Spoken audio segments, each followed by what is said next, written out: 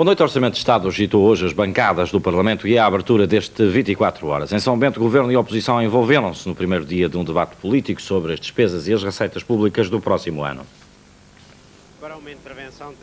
Duas intervenções, as de Rui Machete, do PSD, e de João Cravinho, do PS, marcaram de certa forma o primeiro dia consagrado ao debate parlamentar do Orçamento do Estado e das grandes opções do plano. João Cravinho acusou o Governo de ser pouco rigoroso em matéria de finanças públicas, porque aumenta a despesa sem aumentar a oferta de bens e serviços. Sobre a política fiscal do Executivo, o deputado do PS disse que o tão falado desagravamento fiscal é apenas uma enorme falácia. Quem está a pagar este aumento de impostos é a classe média.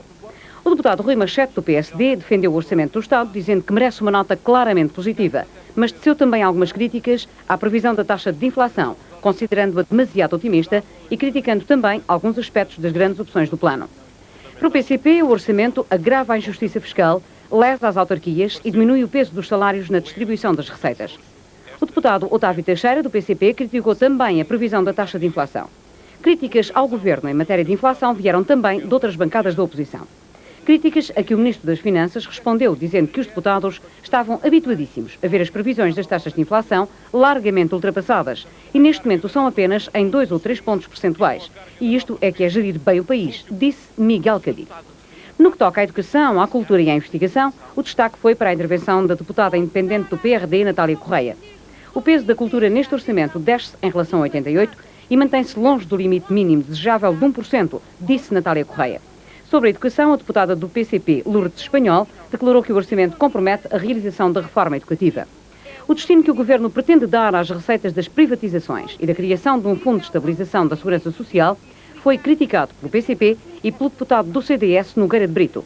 Este deputado criticou o Governo, dizendo que o Executivo se recusa a ouvir a oposição. A bancada social-democrata contestou liminarmente as críticas da oposição e, em conferência de imprensa, o líder parlamentar do PSD, Montalvão Machado, disse mesmo que a oposição centra as suas críticas apenas em questões de pormenor, sendo frouxa e repetitiva na sua apreciação. Da intervenção do Ministro das Finanças durante o debate parlamentar não saíram grandes novidades, a não ser a promessa da desvalorização do escudo ser atenuada no próximo ano. Miguel Cadilho frisou, no entanto, que essa atenuação terá de ser feita em consonância com a descida da inflação e também com a moderação dos custos salariais e da procura interna. Mas grande parte da intervenção do Ministro foi para a necessidade de reduzir o déficit orçamental. Esta tarde, falando à televisão, Cadilho explicou como se propõe consegui-lo. Isso consegue-se contendo o crescimento das despesas públicas, por um lado, mas há despesas que não podem ser contidas, por exemplo, os juros da dívida pública, e por outro lado, procurando fazer crescer as receitas fiscais e não fiscais, de modo a que o déficit se vá reduzindo, mas quanto às receitas fiscais, nós conseguimos isso não só pela eficiência da máquina da administração fiscal, mas também pela reforma fiscal, sem todavia aumentar a carga fiscal sobre cada cidadão que está neste momento a contribuir e a cumprir com as suas obrigações fiscais. Conseguimos isso através do alargamento da base tributária, ou seja, chamando a pagar as suas obrigações, quem neste momento não está a pagar ou está com benefícios fiscais injustificados. Sintoma do ciclo de expansão que a economia portuguesa atravessa é a intenção de investimento dos empresários. Segundo um inquérito recente feito pela Associação Comercial de Lisboa, cerca de 70% das empresas estão dispostas a investir no último semestre deste ano e metade delas tenciona mesmo investir mais do que em idêntica altura do ano passado. Do inquérito conclui-se também que a carga fiscal, as taxas de juros e a burocracia são consideradas excessivas e são as principais queixas dos empresários quanto a dificuldades ao desenvolvimento da sua atividade. Em cada 3 empresas, 2 estão a prever aumento das vendas este semestre e apenas 11% estima que possa ter uma diminuição. Mais de metade tenciona recorrer ao crédito este semestre, muito embora, e em relação ao ano passado, se note uma maior preocupação em não aumentar o nível de endividamento junto da banca. Apenas 1 em cada 5 empresas prevê aumento do seu endividamento bancário. Uma previsão que está de acordo com a opinião que os empresários têm acerca da situação financeira das suas unidades de produção. Apenas 8% dos inquiridos a consideram má. E porque as perspectivas continuam boas, intenções de investimento não faltam. Em cada 10 empresas, 7 vão investir. E a esmagadora maioria vai fazê-lo, devotando a esse fim tantos ou ainda mais recursos do que os afetos ao investimento em idêntica altura do ano passado. Mas nem tudo são rosas para os empresários. A carga fiscal é excessiva. As taxas de juro muito altas. A burocracia estatal, autárquica e dos serviços públicos não há meio de acabar. O acesso ao crédito é aquilo que o 24 Horas ainda ontem noticiou e a legislação laboral também deixa muito a desejar. Referência agora, neste 24 horas, para a presença em Lisboa de um conhecido ensaísta francês. O seu nome é Edgar Morin e a lição que proferiu esta noite foi sobre a Europa. Edgar Morin expôs esta noite a alguns portugueses que influenciou culturalmente a sua visão sistémica da Europa. Segundo este ensaísta, a Europa não pode ser definida pelas fronteiras que transparecem nos mapas geográficos. Morin define a Europa com base na sua história e a dois níveis. Por um lado, a Europa social, económica e política que evoluiu, segundo este ensaísta, em permanente concorrência e conflito. Conflito esse que não significa necessariamente declínio, podendo também representar evolução. Por outro lado, Morin define a Europa de uma forma cultural e acrescenta temos em comum aquilo que faz a nossa diferença. Com isto, Edgar Morin quer dizer que entre nós, europeus, temos várias culturas diferentes, mas aos olhos de outros povos, como por exemplo o norte-americano, somos semelhantes. A Europa está a evoluir de uma forma complexa. Cabe aos intelectuais, segundo Edgar Morin, assegurar a herança e consciência europeias. Assunto largamente noticiado e comentado foi hoje o incidente no Centro de Instrução da Guarda Nacional Republicana, na Ajuda, em Lisboa. Mas na atualidade nacional merecem também registro, em breve síntese, a audiência de Cavaco Silva com o Presidente da República e a visita do Ministro da Economia de Marrocos ao nosso país. Pelas 9 horas da manhã de hoje, no quartel da Guarda Nacional Republicana, na Ajuda, um cabo muniu-se de uma caçadeira e matou 4 elementos da corporação, deixando 13 outros elementos feridos. Depois, foi a vez de pôr fim à mortandade. Com uma pistola sua, suicidou-se com 3 tiros. Em relação a estes incidentes, o Primeiro-Ministro Cavaco Silva manifestou já esta tarde as suas condolências. Cavaco Silva falava à saída de um encontro com o Presidente da República, encontro esse que, por razões de agenda, antecipou a habitual reunião das quintas-feiras. Em Belém, Mário Soares e Cavaco Silva discutiram, entre outras questões, a política externa e o problema de Israel. O governo português congratula-se com a decisão do Conselho Nacional Palestiniano naquilo que diz respeito à renúncia ao terrorismo como método para resolver os problemas do Médio Oriente e com a aceitação das resoluções das Nações Unidas, que significam o reconhecimento implícito do direito à existência de Israel e o direito a ter fronteiras seguras. O Ministro dos Assuntos Económicos de Marrocos, Zaïda, está em Portugal para uma visita de 3 dias, em sequência da viagem que Cavaco Silva efetuou recentemente a Marrocos. O Ministro marroquino encontrou-se ao fim da tarde com o Ministro do Comércio e Turismo, Ferreira do Amaral, numa reunião onde o principal objetivo foi o desenvolvimento das relações comerciais entre os dois países. No final, Ferreira do Amaral referiu que foram discutidos alguns assuntos pendentes, sobretudo no que se refere à atividade de empresas portuguesas em Marrocos. E à altura de um breve intervalo neste 24 horas, retomaremos depois com outros temas da atualidade. Até já.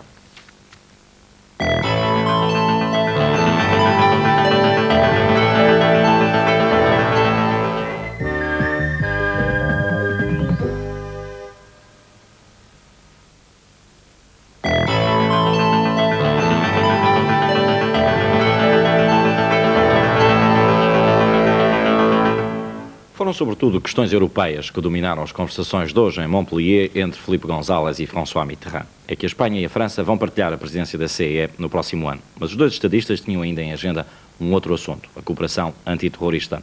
Um encontro que Samuel Costa, o nosso correspondente em Paris, acompanhou para o 24 horas. A meio caminho entre Paris e Madrid, a cidade de Montpellier acolhe hoje e amanhã a cimeira franco-espanhola que confirma a lua de mel entre as duas capitais, iniciada após o encontro de Madrid em março do ano passado. As trocas de ponto de vista têm, sem dúvida, um acentuado caráter político, em política internacional, situação este-oeste, Médio Oriente e Palestina, América Latina e Aliança Atlântica são os temas abordados sem que grandes divergências possam surgir. A ideia de uma conferência internacional sobre o Médio Oriente poderá nascer deste encontro entre Mitterrand e González. Mais perto de nós, o mercado comum que a França e a Espanha vão presidir sucessivamente em 89, há que elaborar um verdadeiro programa comum de presidência. Outros aspectos, Europa social, moeda e os mercados interiores respectivos. A questão do terrorismo basco foi trazida pela atualidade e o último atentado em Madrid. Uma vez mais, a Espanha pede a colaboração estreita da França na luta contra os separatistas bascos. Último ponto, o comboio alta velocidade que a França quer vender à Espanha e que interessa tão bem Portugal. De Paris para o 24 horas, Samuel Costa. O início desta cimeira de Montpellier foi de facto marcado poucas horas antes pelo atentado de Madrid, uma ação terrorista atribuída à ETA e que fez 2 mortos, entre os quais uma criança de 2 anos e cerca de 4 dezenas de feridos. Os resultados do inquérito já realizado permitiram apurar que cerca de 100 kg de amonal, um explosivo de forte potência normalmente utilizado pela ETA, foram empregues na ação, que originou um enorme buraco na fachada do edifício. Na explosão, e para além de uma criança, morreu um realizador da televisão espanhola que passava no local e mais de 4 dezenas de pessoas ficaram feridas. Os autores do atentado, segundo foi gravado em vídeo por uma câmara de segurança montada no edifício, chegaram ao local a bordo de 2 viaturas. No carro que explodiu apenas viajava o condutor, que depois de estacionar saltou para uma segunda viatura, onde se encontravam 2 homens, que rapidamente desapareceram do local. A explosão verificou-se alguns segundos mais tarde. Em grandes manobras está a diplomacia internacional no que se refere ao processo de paz para Angola. Com expectativa se aguarda nomeadamente o que se vai passar com a UNITA e em especial com o seu líder, Jonas Savimbi. Ao que tudo indica, e um jornal oficioso marroquino ontem confirmava, o seu exílio está a ser preparado em Rabat. Mas Savimbi aparecia hoje em imagens que a televisão francesa forneceu à Eurovisão, garantindo que a luta do seu movimento continua. Em declarações que fez numa entrevista concedida à cadeia francesa de televisão TF1, Jonas Savimbi afirmou que as forças da UNITA vão continuar a desencadear os seus ataques contra vários objetivos em território angolano, designadamente as atividades da Alpha Aquitaine. Segundo o entrevistador, a companhia francesa faz negócios muito lucrativos com o governo de Luanda, o que, acrescentou, irrita muito Jonas Savimbi. Citamos. O dirigente da UNITA disse ainda que as ações da sua guerrilha contra a Alpha Aquitaine não têm sido noticiadas pelos meios de comunicação social franceses, mas sim e unicamente pelos norte-americanos. Savimbi sublinhou, porém, que o seu movimento não procederia à tomada de reféns como meio de pressão. Por outro lado, o dirigente guerrilheiro confirmou que as forças da sua organização continuam a receber mísseis Stinger fornecidos pelos Estados Unidos. A merecer ainda referência na atualidade internacional, o pedido público de desculpas do ex-presidente sul-coreano Chun Doo-hwan pelos escândalos que marcaram a sua administração. Um protesto de Benazir Bhutto contra a demora na sua nomeação como primeira-ministra do Paquistão e também a comutação na África do Sul das penas de morte que tinham sido aplicadas aos 6 de Sharpeville. O presidente sul-africano Pieter Botha comutou hoje em 18 a 25 anos de prisão as penas de morte a que tinham sido condenados os 6 de Sharpeville.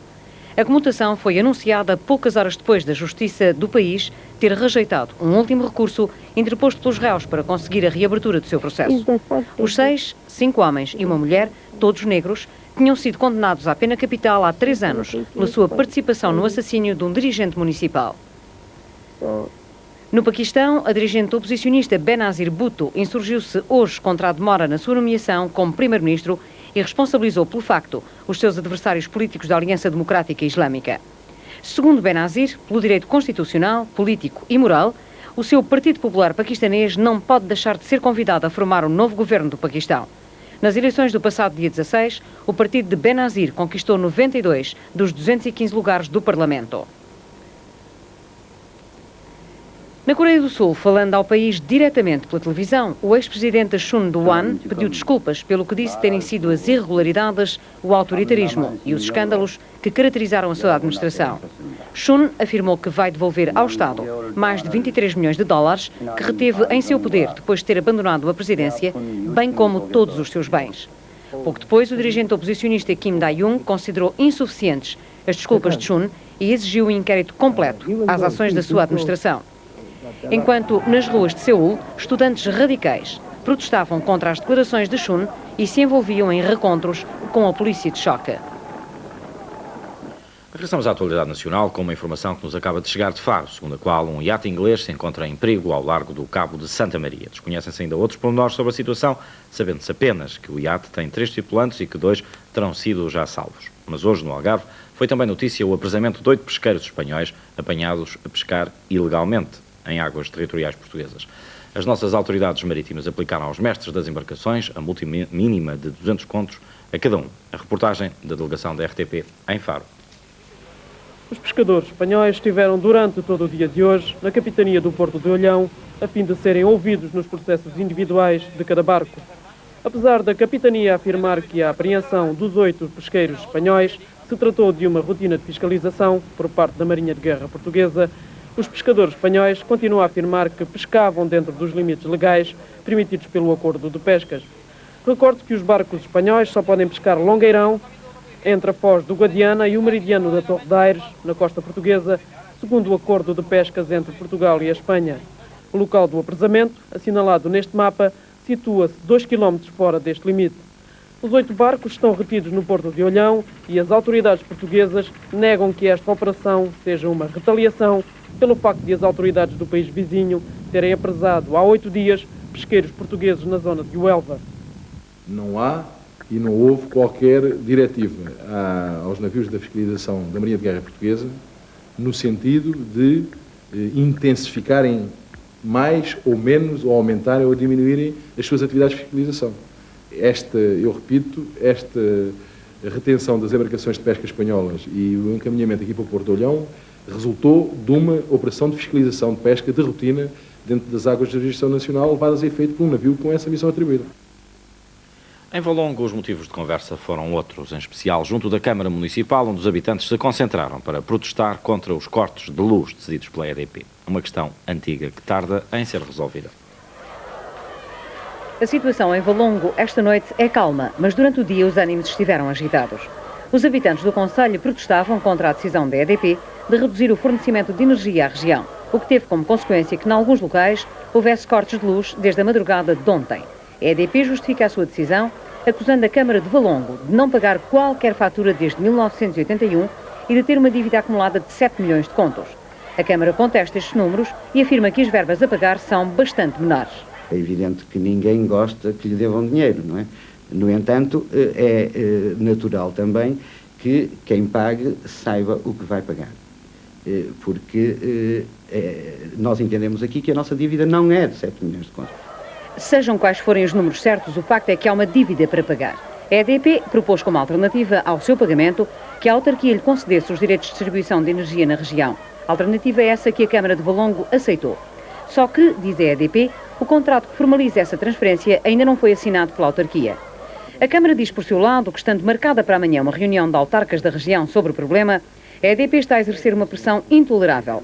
Ao que a Eletricidade de Portugal responde considerando essa reunião desnecessária, uma vez que já há uma decisão aprovada pela Assembleia Municipal. No meio de todo este conflito, a população está a ser afetada. De momento, o ambiente é calmo, mas chegou a haver ameaças de cortes de estrada caso o problema não seja resolvido. Valongo agitado hoje, mas vamos voltar ao Algarve, que ele foi tema esta semana na Comunidade Europeia. Uma delegação do MRA, o Movimento da Regionalização do Algarve, encabeçado por José Vitorino, encontrou-se com dirigentes da CEE, quer em Estrasburgo, quer em Bruxelas, tendo-lhes apresentado várias propostas para o desenvolvimento da região algarvia. Em Bruxelas, Fernando Balsinha tem mais pormenores. O Movimento Regional e Progresso do Algarve considera estar no caminho certo e que os encontros dos seus dirigentes com responsáveis da comunidade revelaram a utilidade e oportunidade das suas propostas. Os dirigentes do Movimento Algarvio, depois de terem conversado em Estrasburgo com deputados de diversos países e com o Presidente do Parlamento Europeu, Lord Plumb, foram recebidos em Bruxelas por diversas entidades, responsáveis pela aplicação da política regional comunitária e análise dos projetos abrangidos pelos fundos estruturais, pelo representante permanente de Portugal junto da CEE e pelo Comissário Cardoso e Cunha. Para estes encontros, o MRA elaborou um extenso dossiê, caracterizando a região algarvia, estabelecendo as prioridades e propondo projetos em diversos domínios, da agricultura à cultura. O presidente do movimento, José Vitorino, destacou em conferência de imprensa as palavras de apoio e incentivo recebidas nos diferentes encontros e disse terem ganho novas forças para uma luta que interessa Portugal e a comunidade europeia, a regionalização. Eu diria que, por mim e pela delegação que me acompanhou, nesta visita com o apoio da CE e do Parlamento Europeu, estamos convencidos que somos muito mais importantes do que aquilo que nós pensávamos. Não por nós próprios, mas pela colaboração ativa que podemos dar às instituições comunitárias e também, naturalmente, ao governo português. E temos que integrar isto, sobretudo, nas recomendações do Parlamento Europeu para que a regionalização avance e na orientação da comunidade a partir do próximo ano para fazer uma ligação cada vez mais direta das instituições comunitárias aos cidadãos. Neste contexto, José Vitorino considerou um imperativo nacional que a próxima revisão constitucional garanta a formação de regiões no continente português e afirmou: o MRA quer acreditar que os partidos políticos vão viabilizar a regionalização do país. Em Lisboa, os dirigentes do MRA darão conta aos membros do governo interessados dos resultados dos encontros que mantiveram no Parlamento Europeu e na Comissão Executiva em Bruxelas. O futuro do movimento regionalista europeu é exatamente o tema de uma conferência internacional que amanhã se inicia no Funchal. Trata-se da 15ª Conferência das Regiões Periféricas e Marítimas da CEE. O José Manuel Rodrigues antecipa-lhe um pouco do que ali vai acontecer.